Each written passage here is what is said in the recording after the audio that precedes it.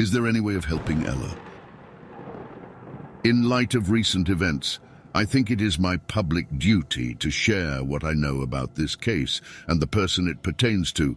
Patient confidentiality be damned. My name is Dr. Ian Liang. I'm a psychiatrist at the St. Christina Institute for the Mentally Disturbed in Ithaca, New York, and I was Ella's caretaker. The beginning is not a good place to start this story, as I believe that the progression of her disorder and what led to the conclusion of my part in her life is far more important. No one knows how Ella came to be this way, not even herself, I think, and therefore I feel that her background before being admitted is not worth discussing.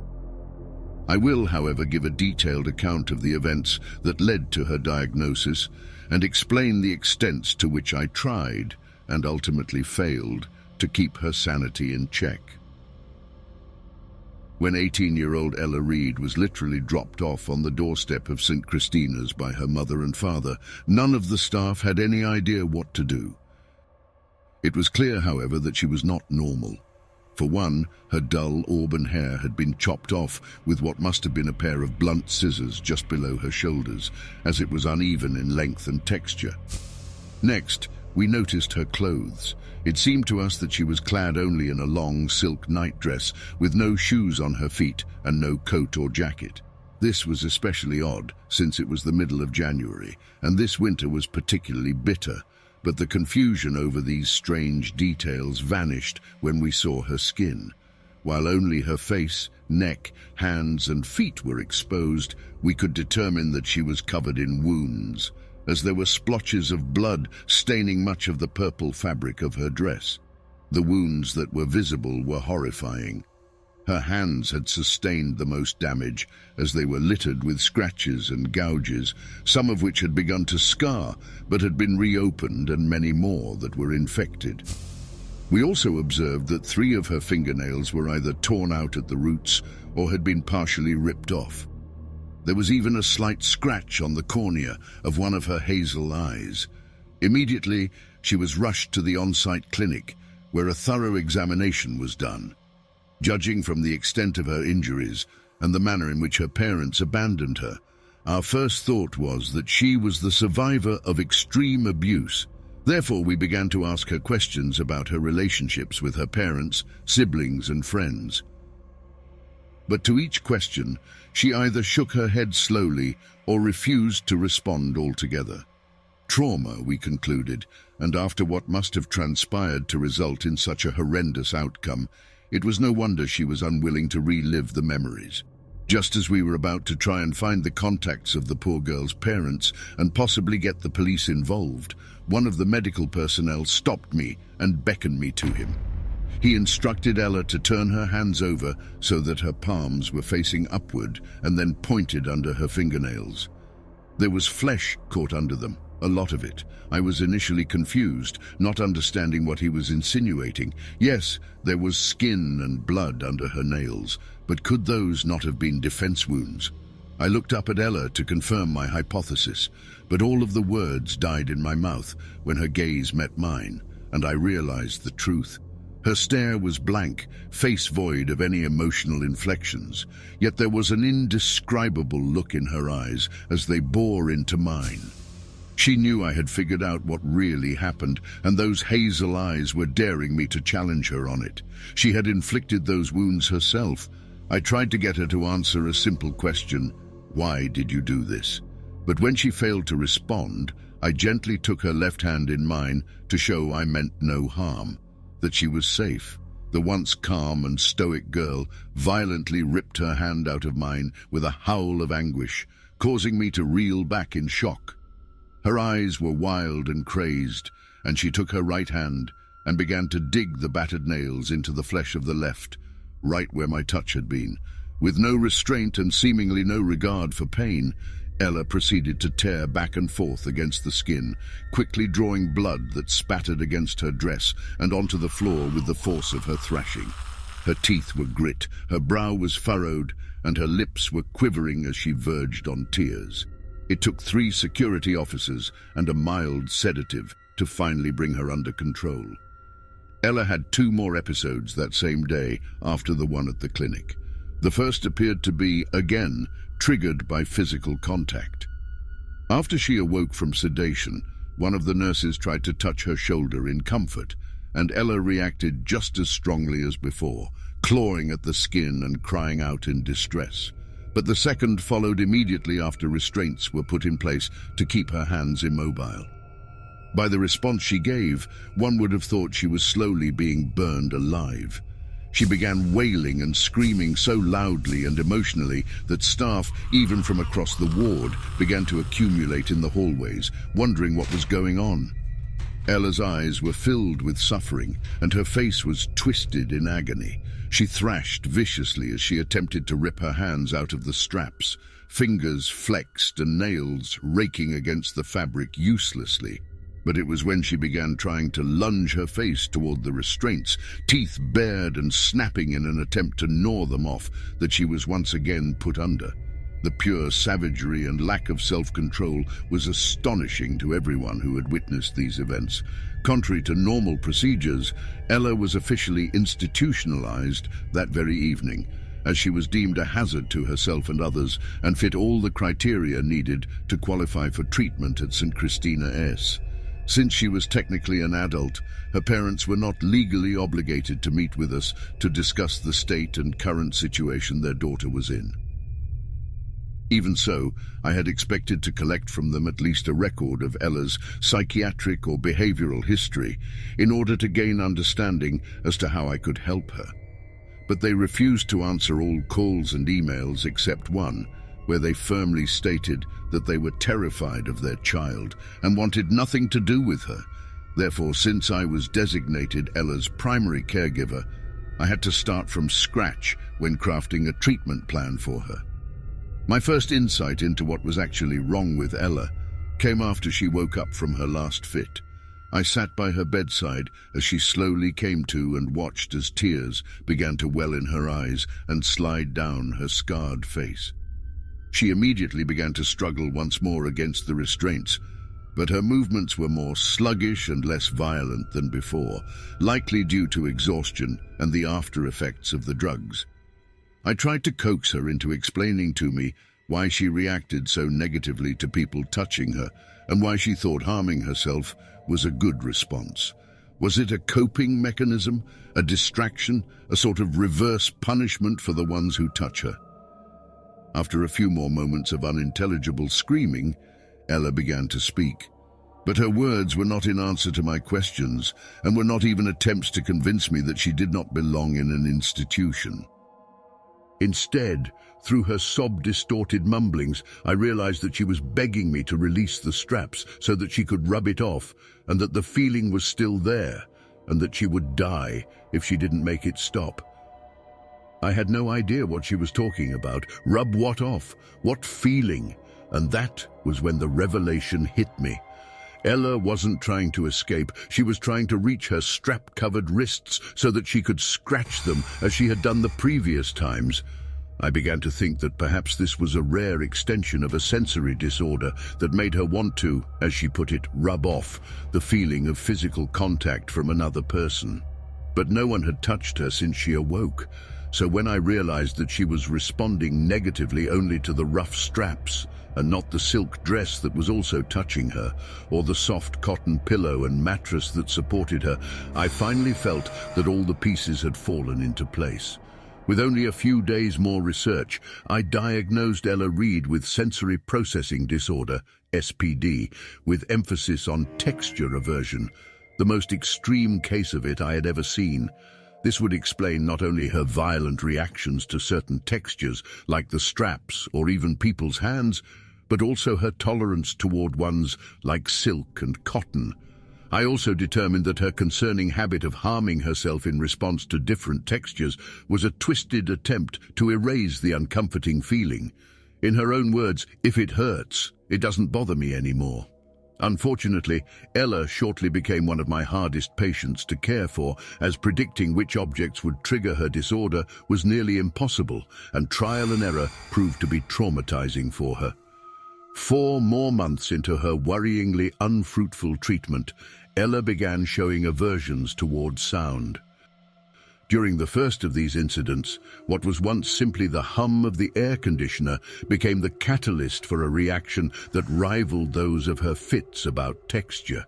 She began to scream, but these screams were not ones of discomfort or pain as we were used to, but just one long, continuous screech that was released at the top of her lungs. When we entered her room, she was in the fetal position in the center, her fingers tearing and clawing at her ears. As usual, all attempts at questioning and conversation were ineffective, and so it took 3 similar occurrences for us to discover that it was the sound of the air conditioning that was to blame, and that her screams were efforts to drown out the noise. After these incidents, more and more regarding sound began to mix with the regular ones regarding texture. Noises like chewing, loud footsteps, tapping, humming and squeaking became just as necessary to avoid as textures like wood, concrete, Velcro, sequins and fabric woven with yarn.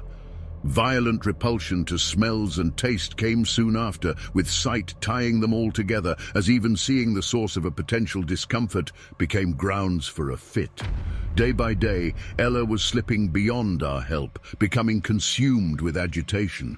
Over the next year, both myself and my team of highly trained psychiatrists tried many methods to calm her disorder.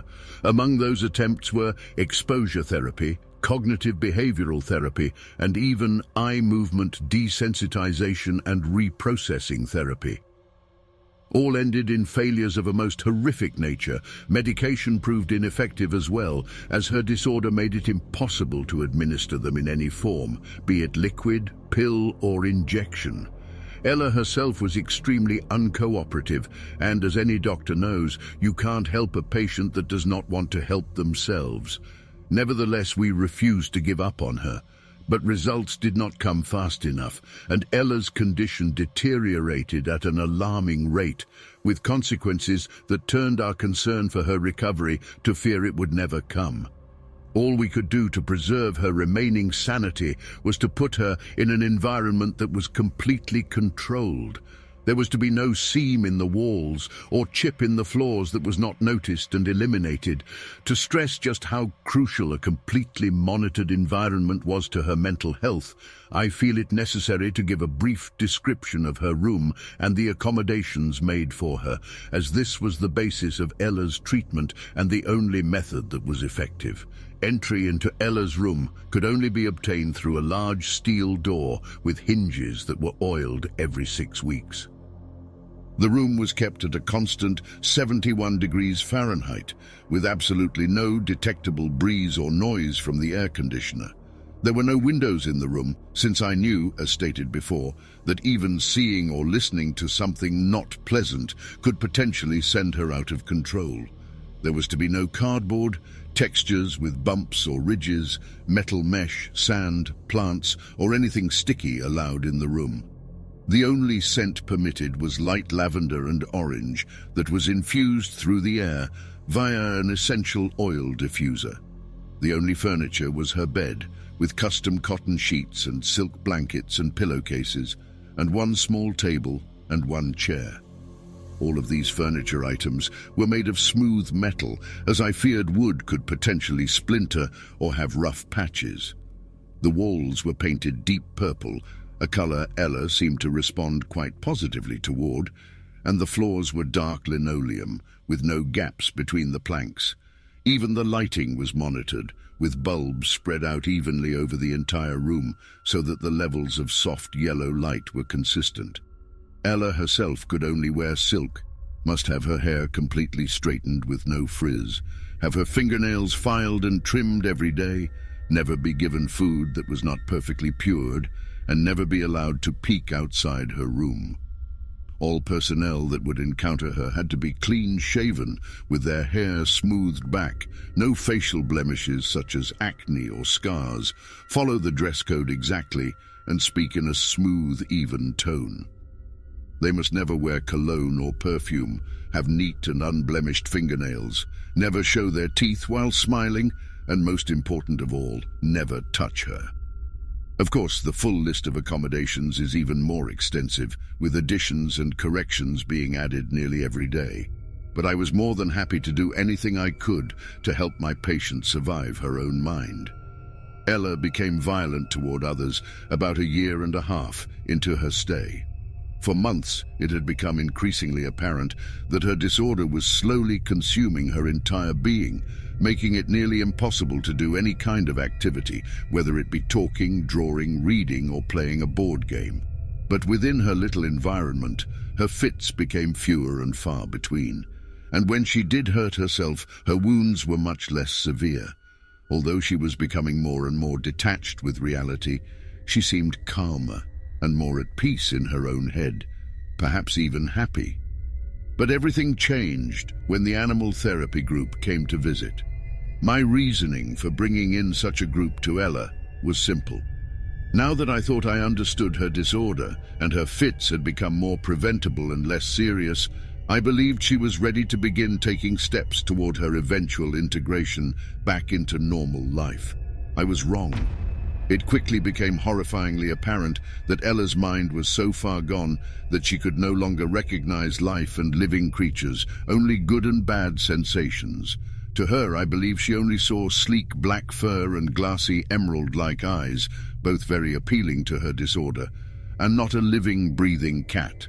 So even when the poor beast was screaming, she couldn't understand that it was in pain and that she was killing it. But when it began scratching and biting at her arms in a desperate attempt to save itself, something in Ella snapped. My theory as to why she mutilated that cat comes down to the fact that in the past her self-harm came from herself only, triggered by an unpleasant but not hostile source. Never before had another living creature drawn her own blood. Therefore, in some twisted way, Ella felt that eliminating the feeling on her own body was no longer enough to appease her disorder. She now had to eliminate the source. Before we could enter the room to save it, she had already broken the cat's neck and was in the process of tearing out clumps of its fur. There was no remorse on her face, no horror at what she had done, no humanity. From that point on, Ella was changed. With increasing regularity, staff would be forced to flee her room as the now almost 20-year-old lunged at them after perceiving some unacceptable sensation. 3 times, staff she once tolerated were sent to the emergency room with deep scratches and even bite marks on their faces, arms and hands. New procedures had to be put in place to protect the personnel caring for her. While only 1 person was allowed inside the room with Ella at any given time, no less than 2 others had to be on constant watch from the monitor outside, ready to intervene at a moment's notice. 1 security officer armed with a taser and sedatives had to be positioned by her door constantly. The girl's nails now had to be trimmed to just below her fingertips to prevent any possibility of scratching. And lastly, there were to be no more visits by anyone from outside the facility. Ella's physical conditions worsened as well as a result of her mental shift. She began harming herself more violently than ever before, opening up closed wounds and tearing out her hair and even her eyelashes. One morning, after scraping her toe against the corner of her table, her mind reacted so severely that she took the appendage and broke it, leading to all of the furniture in the room being removed. She even began to complain that the very skin on her bones was causing her agony, and that she would rather have it all removed than endure it any longer. She retreated farther and farther into her own mind, becoming distant from the world and others. Eventually, about 1 year later, Ella's situation became so extreme that her needs exceeded what we could provide at St. Christina S. In her state, what she required was to be moved to a place where she could live out the rest of her life safe and undisturbed, not in a hospital for those who can get better. Therefore, I made arrangements for her to be transferred to the Massachusetts Long-Term Care Facility for the Insane in Boston. This facility specialized in uncommon cases and even had a program called Unusual Mental Illness in Youth, or UMIY, that focused on studying and bringing awareness to strange and rare mental conditions. Dr. Timothy Wallace, the president of this organization, assured me that not only would Ella be well cared for, but that her life at his facility would benefit the world. Once the meetings were finished and the paperwork was signed, Ella's life was officially taken out of my hands and was placed into his. However, even after many weeks of briefings regarding the specific details and necessities essential to caring for Ella, Dr. Wallace never seemed to wholly comprehend just how violent Ella had become. He appeared to think more romantically than scientifically, believing that nature and loving care could be alternatives to medicine. I attempted to make it bluntly clear that underestimating Ella and her capabilities was a potentially deadly mistake. But although he promised he understood, I was sure he never did, as he had no security officers with him. It would be this misunderstanding that led to his death. The day Ella was to make the 5.5-hour drive from Ithaca to Boston was warm and sunny, with not one cloud to clutter the bright blue sky. For over 3 years, the young woman, who was now nearly 21, had never set foot even outside her room, and I was very concerned about the potential repercussions a change as large as transferring facilities could have for her disorder. However, I knew that I could at least guarantee a safe ride for both Ella and the doctor, as I gave the latter 2 syringes filled with a heavy sedative. One to administer now, and one for when the first wore off exactly halfway through their trip. With the first dose applied, Ella was taken from her room and loaded into the specially designed trailer with no problems. All of her files, belongings, and medications were given to Dr. Wallace, who I recall being extremely excited, and with one final wish of luck, they were sent on their way. My part in Ella's life was now over, and I expected to never hear about her again. I believed that she would struggle and likely cause trouble both for herself and the staff at her new home, but would eventually settle down. I knew that recovery was impossible, but I hoped that with the UMIY, her life would at least be as peaceful as her disorder would allow. You can therefore imagine my surprise when I was called by the Albany Police Department, not even 4 hours later, with a mandatory request for my immediate presence. Once there, my worst fears were confirmed. I was informed that at approximately 12:30 that afternoon, less than an hour before I was called, a young family walking through a park discovered a man, dead and mangled beyond recognition, lying on the ground. When police arrived, he was identified as Dr. Wallace, and further investigation of the vehicle he was leaned against, the trailer, and their contents revealed the purpose of his journey and the other person that was supposed to be inside. Ella was gone. At once, I directed investigators to the 2 audio-less cameras that were located in the transport vehicle, one in the trailer to monitor the person inside, and one between the driver's and passenger seats, facing out the windshield. Both were recording at all times during the trip to ensure that the driver was safe and that the patient was treated correctly. But instead of 2.5 hours of smooth, uneventful driving, the footage recovered revealed unimaginable horrors.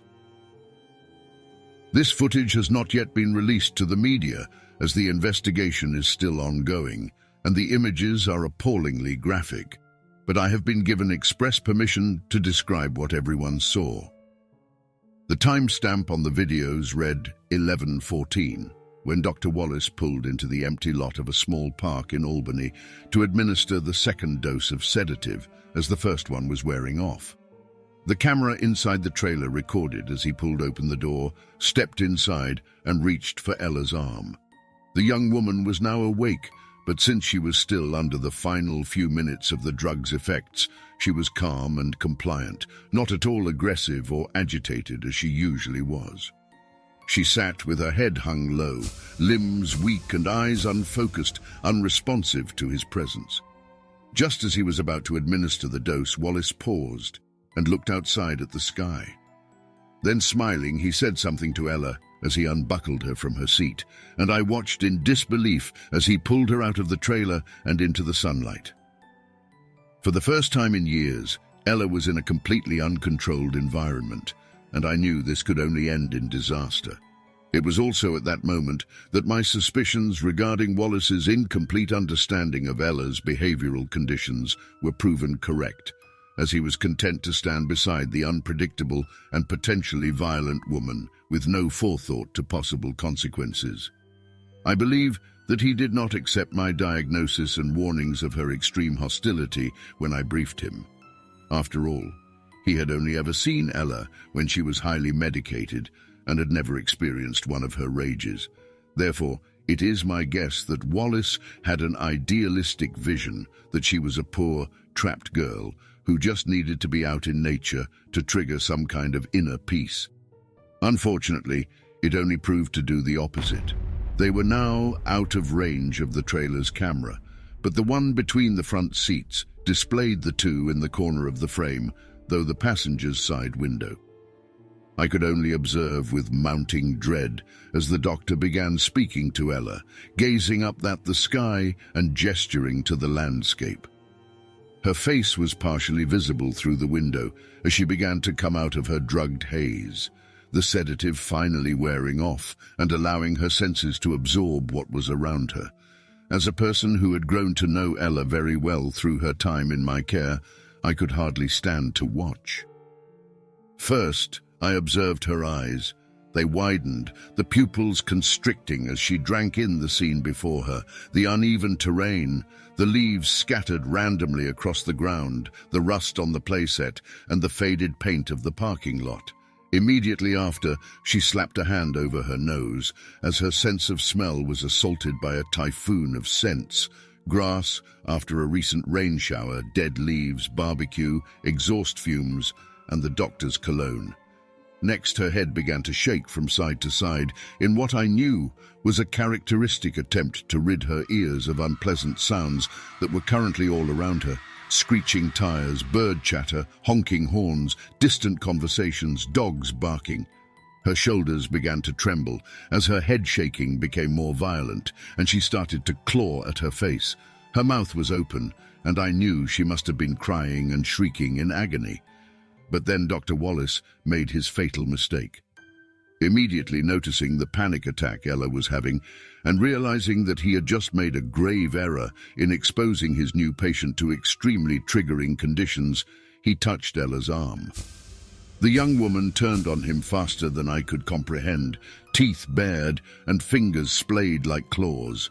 Her eyes blazed in desperation and fury as she charged toward him, and before Wallace could ready the sedative in self-defense, Ella tackled him to the ground and out of view. The silence of the footage only made the tension more unbearable as a few seconds crept by with no movement. But suddenly the video began to shake when the vehicle itself jolted from side to side as something heavy was repeatedly slammed against it. Out the passenger window, I could see Wallace's flailing legs, proof that a major struggle was occurring and that he was losing. But with one final jolt, a splatter of blood hit the window, and nearly all visibility through it was lost. A few moments of stillness followed until I saw movement. Someone had gotten up, and it was Ella. The last image I saw of her was as she crossed in front of the hood of the vehicle and in direct view of the camera. She looked demonic. Her face was blank, but her eyes were wide and unseeing, as though her mind had finally snapped once and for all, and her consciousness was gone. She was covered in gore, blood coating her face, neck, and body, with bits of sinew and chunks of flesh caught in her hair and clothing.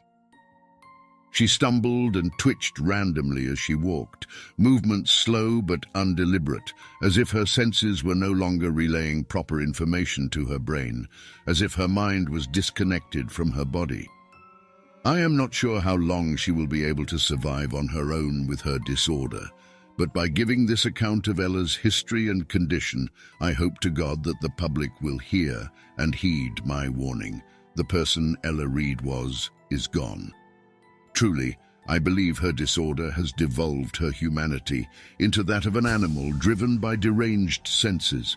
She has taken a human life with no second thought, and will likely do it again. If you encounter her, under no circumstances should you engage with her in any way, as logic and compassion have long since been absent from her mind. I pray that this ordeal is sorted before further blood is shed. Thank you for your time.